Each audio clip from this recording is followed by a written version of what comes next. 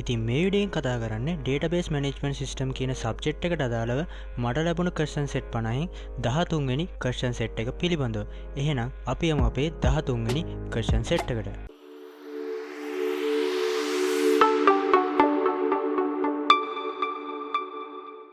ඉතින් මේ තමයි අපේ 13 වෙනි question set එක. ඉතින් question set 11 වල ඉඳන් question set 15 දක්වා තියෙන එකම scenario එකක් යටතේ question ටිකක්. ඉතින් 13 වෙනි question එක ගත්තාම 13 වෙනි question set එකේ අපි බලමු මොනවද තියෙන sub question කියලා. ඉතින් 13 වෙනි question set එකේ පළවෙනි sub question එක මේගොල්ලෝ කියන්නේ the store owner says that the details of the all products sold in this store need to be stored in the computer software. To do this, create a table called product to store product details. Follow the instruction below to create a table. ඉතින් මේකෙදි මේගොල්ලෝ මේ කියන්නේ product වල details ඔවුන්ට තියාගන්න පුළුවන් වෙන විදිහට product කියලා table එකක් හදන්න කියලා තමයි මේකෙදි මේගොල්ලෝ කියලා තියෙන්නේ. ඒ වගේම මේ table එක create කරන්න පල්ලෙහා තියෙන instruction follow කරන්න කියලා තමයි මේකෙදි මේගොල්ලෝ කියන්නේ. ඉතින් දෙවෙනි sub question එක ගත්තාම දෙවෙනි sub question එකේ මේගොල්ලෝ කියන්නේ the owner of the shop says that he want to enter the information of all the bills paid by the supplier into the computer software. To do this, create a table name GRN. Follow the instruction give when creating. ඉතින් මේකෙදි මේගොල්ලෝ මේ කියන්නේ supplier එක සිදුවෙන ගනුදෙනු software එකේ තියාගන්න පුළුවන් වෙන විදිහට GRN කියලා table එකක් හදන්න කියලා තමයි මේකෙදි මේගොල්ලෝ මේ කියලා තියෙන්නේ. ඉතින් ඒ GRN කියන table එක හදන්න පල්ලෙහා තියෙන instruction follow කරන්න කියලා තමයි අපි මේ question එකේදී කියන්නේ. ඉතින් තුන්වෙනි question එක ගත්තාම තුන්වෙනි question එක මේගොල්ලෝ කියන්නේ this software should be able to retrieve the number of items received for suppliers and the numbers of items received by the supplier should not change when selling to products. Your team suggests creating a split stock table for this issue. Follow the instruction below to create a stock table. ඉතින් මේකෙදි මේගොල්ලෝ මේ කියන්නේ අපිට software එකේ stock එකක් වෙනම තියාගන්න පුළුවන් වෙන විදිහට අපේ ස්ටොක් කියන ටේබල් එක ක්‍රියේට් කරන්න කියලා තමයි අපිට මේකෙදි මේගොල්ලෝ මේ කියන්නේ. ඉතින් ඒ සඳහා පල්ලෙහා තියෙන ඉන්ස්ට්‍රක්ෂන් ෆලෝ කරන්න කියලා තමයි මේකෙදි කියන්නේ. ඉතින් මම මේ question set එකේදීත් පාවිච්චි කරන්නේ question set 11 වලදී අපි ක්‍රියේට් කරගත්ත ER diagram එකමයි. ඉතින් මම මේ විදිහට අපේ ER diagram එක උඩ ක්ලික් කරලා අපේ ER diagram එක ඕපන් කරගන්නවා.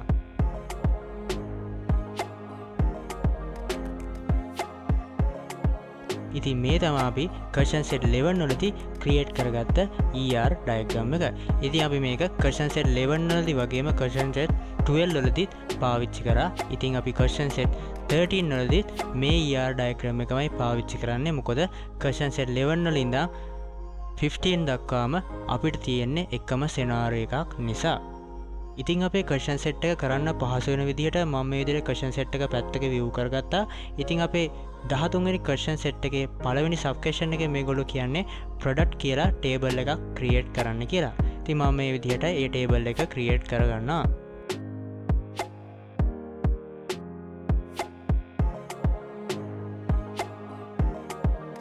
මගේ table name එක දෙනවා product කියලා.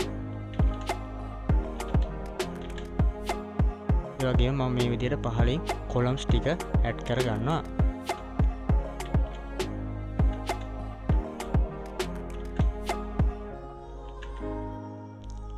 අපිට මේගොල්ලෝ product ID එකට primary key එක වගේම auto increment කියලා දෙන්න කියලා තමයි කියලා තියෙන්නේ. ඒ වගේම data type එක දෙන්න කියලා තියෙන්නේ in කියලා. ඉතින් මම මේ විදිහට මේකට primary key වගේම auto increment add කරගන්නවා. ඉතින් ඊළඟ column එකත් add කරගන්නවා. ඊළඟ column එක විදිහට දෙන්න කියලා තියෙන්නේ product code කියලා.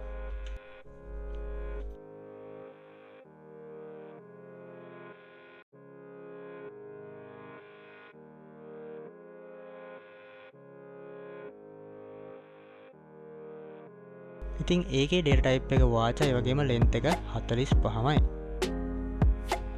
ඉතින් ඊළඟ column එකත් මම මේ විදිහට add කරගන්නවා.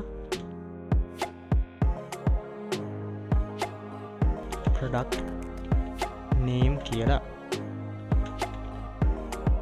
ඉතින් ඒකේ data type එක වාචා වගේම length එක 45යි.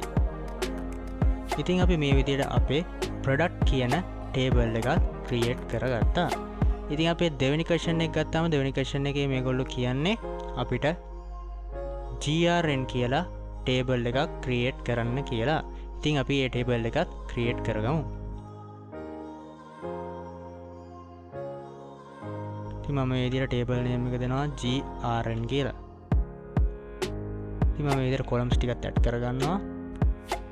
ඉස්සෙල්ලාම දෙන්න කියලා තියෙන grn id එක. ඒක මම මේ විදිහට add කරගන්නවා grn id එක. ඉතින් මේකෙදිත් අපිට data type එක දෙන්න කියලා තියෙන int. ඒ වගේම අපිට මේ grn id එක primary key වගේම auto increment දෙන්න කියලා තමයි මේකේ කියලා තියෙන්නේ. ඊළඟ column එකත් මම මේ විදිහට add කරගන්නවා. ඒක දෙන්න කියලා තියෙන්නේ date කියලා. ඉතින් ඒකේ data type එක විදිහට අපිට දෙන්න කියලා තියෙන්නේ date කියලා.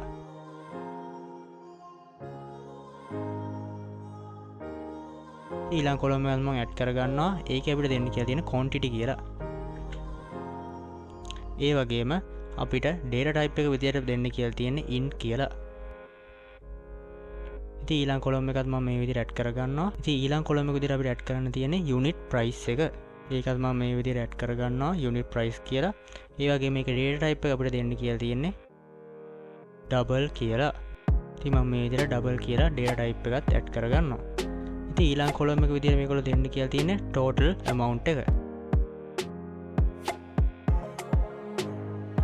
ඉතින් ඒකත් මම මේ විදිහට add කරගන්නවා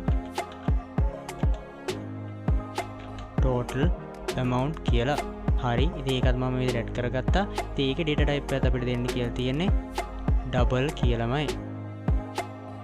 ඉතින් අපි මේ විදිහට අපේ grn කියන table එකත් create කරගත්තා.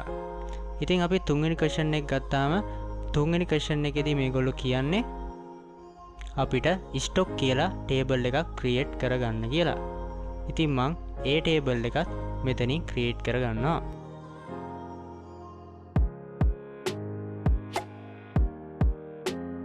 අපි table name එක විදිහට දෙන්න කියලා තියෙන stock කියලා. ඉතින් මම මේක ඇතුළත් කරගන්නවා stock කියලා. ඊට පස්සේ columns ටික මේ විදිහට add කරගන්නවා. අපිට ඉස්සෙල්ලාම දෙන්න කියලා තියෙන stock id කියලා.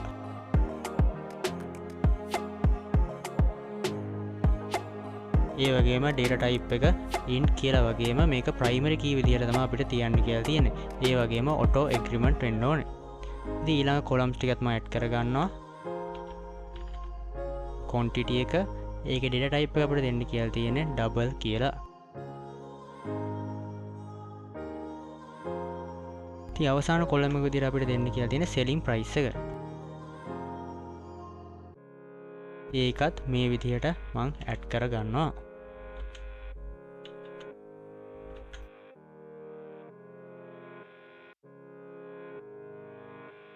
ඒ වගේම ඒකේ data type එක දෙන්න කියලා තියෙන්නේ double කියලාමයි. ඉතින් අපි මේ විදිහට අපේ stock කියන table එකත් create කරගත්තා.